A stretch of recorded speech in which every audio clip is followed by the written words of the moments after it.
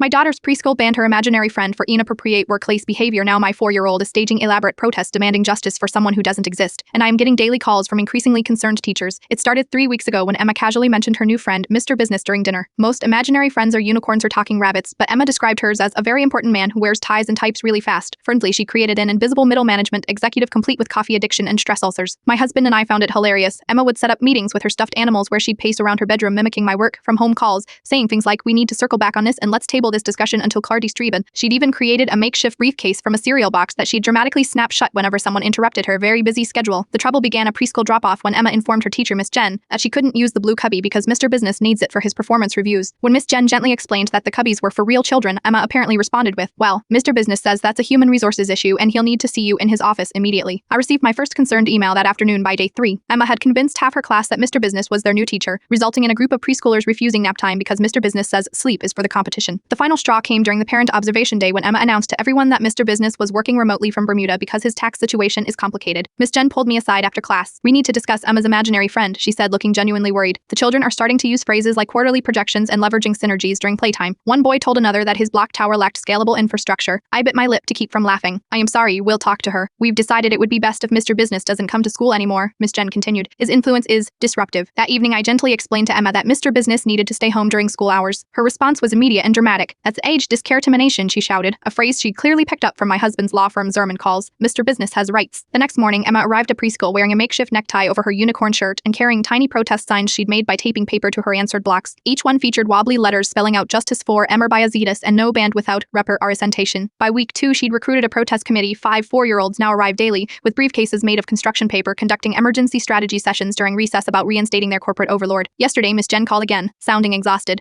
Emma held a press conference announcing that Mr. Business is pursuing legal action for wrongful termination. She's demanding severance packages for all his stuffed animal employees. I am torn between parental concern and uncontrollable laughter. My daughter has somehow created both an imaginary friend and an imaginary labor dispute. Her pediatrician assures me this is just creative play, but suggested maybe fewer CBC broadcasts during breakfast. This morning, Emma informed us that Mr. Business has moved on to a more inclusive workplace environment. Parentum apparently. He's now the CEO of her toy kitchen. As she served us invisible coffee from her plastic teapot, she whispered, "The benefits package here is much more competitive, and the commute is excellent. Sometimes I wonder if my daughter's imaginary friend is more successful than I am. At minimum, his work-life balance seems significantly better than mine. A tree clod can make mistakes. Please double-check responses."